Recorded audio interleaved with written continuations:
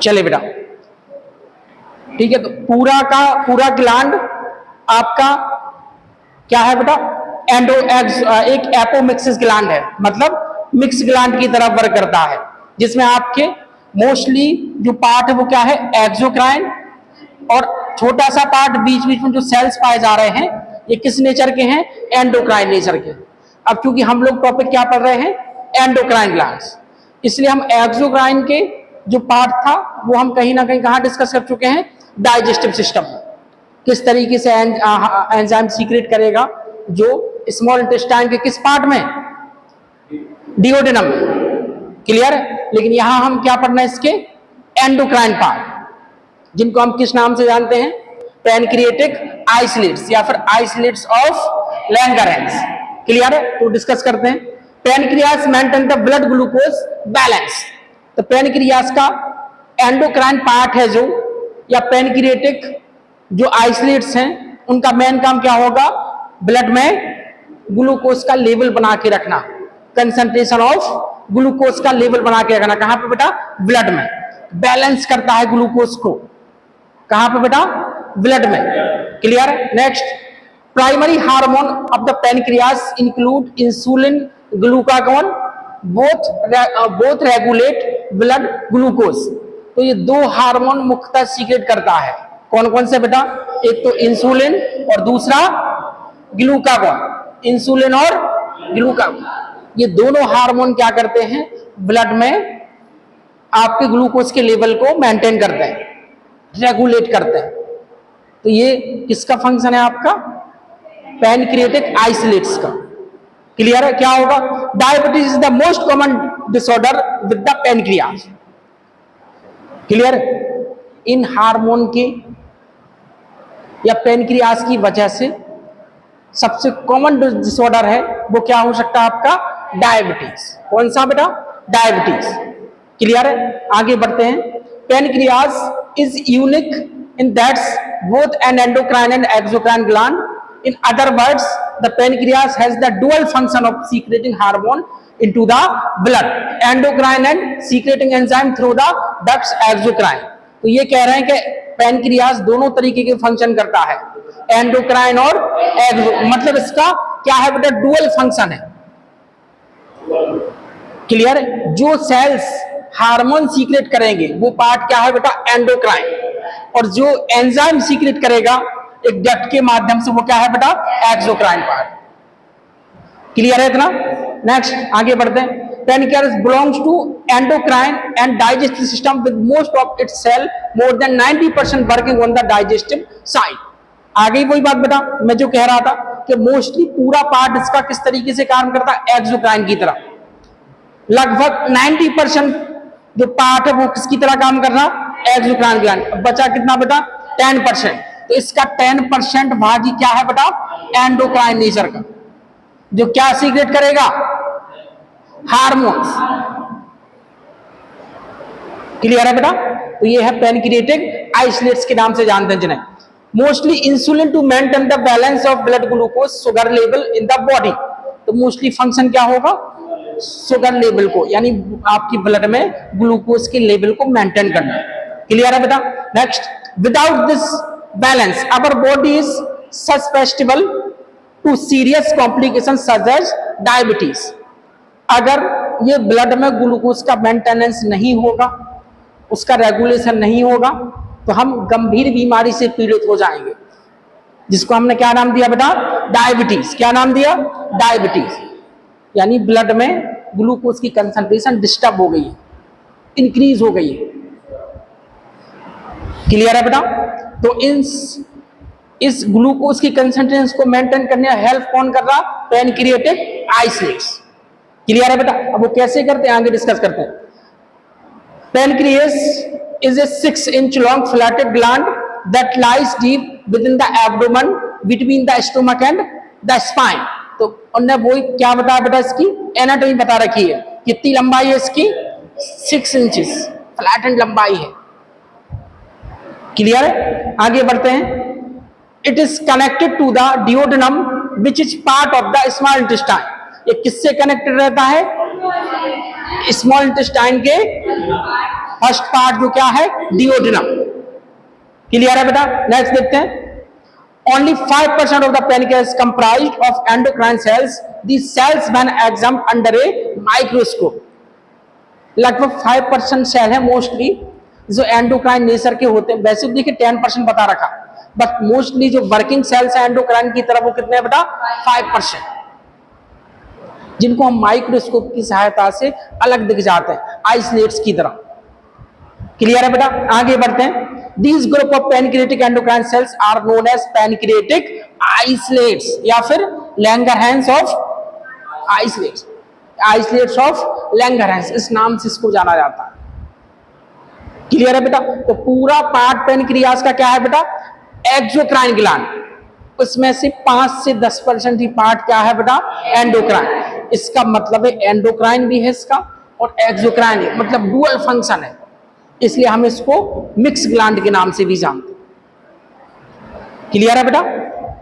Next देखेंगे, ये देखिएगा, दिख रहा, देखिए फोटो में, ये क्या है बेटा आपका पैनक्रियास, दिख रहा आपको? ये पूरा स्ट्रक्चर क्या है, पैनक्रियास।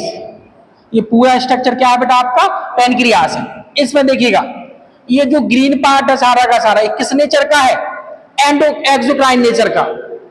लेकिन इसमें देखिए बीच बीच में ये आपको अलग अलग सेल्स के ग्रुप दिख रहे हैं, दिख रहे हैं आपको? क्लियर है? तो अलग अलग ग्रुप दिख रहे हैं छोटे छोटे, इन्हीं को कहा हमने आइसोलेट्स।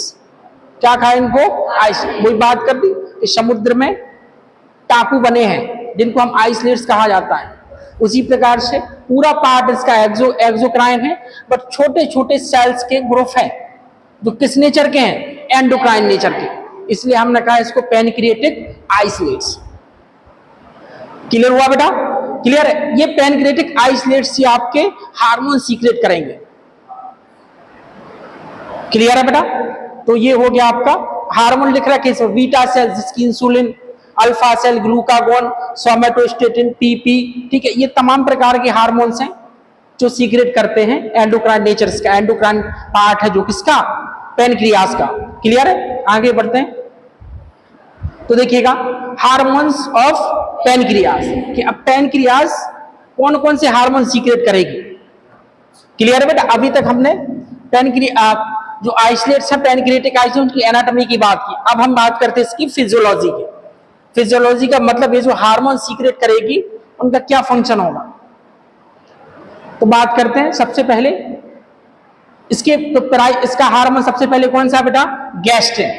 कौन सा हार्मोन, गैस्ट्रिन। ये क्या करेगा, this hormone aids digestion by stimulating certain cell in the stomach to produce acid.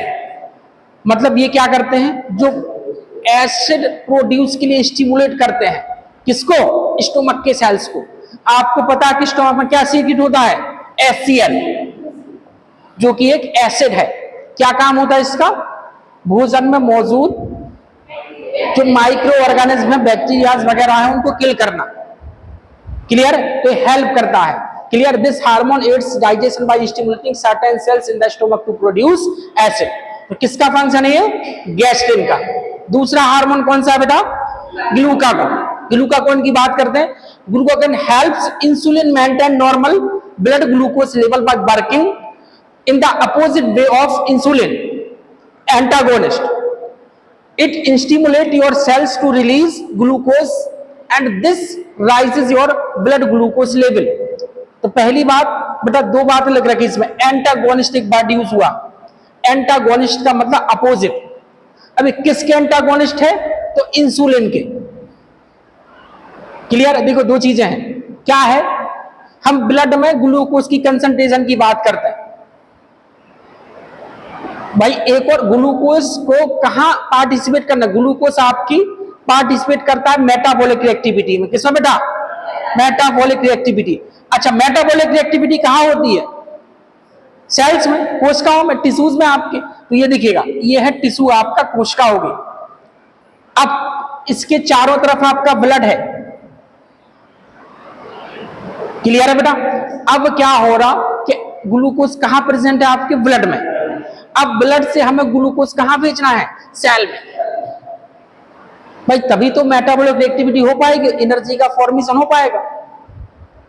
Clear है? तो क्या करता है इंसुलिन कि इसके सेल्स पे मौजूद होते एक्वापोरेंस, इस तरीके से इन एक्वापोरेंस को ओपन कर देगा, यानी इंसुलिन आएगा, क्लियर, अलाउ कर देगा क्या बेटा कि ब्लड का ग्लूकोज कहां जाने लगे, सेल्स में, कोशिका में, ताकि वो किसमें भाग ले सके, मेटाबॉलिक एक्टिविटी।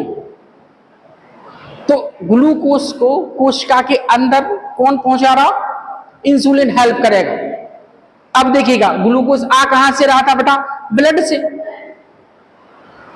तो इसका मतलब क्या होगा, ब्लड में ग्लूकोज की कंसंट्रेशन क्या होगी, कम होने लगेगी।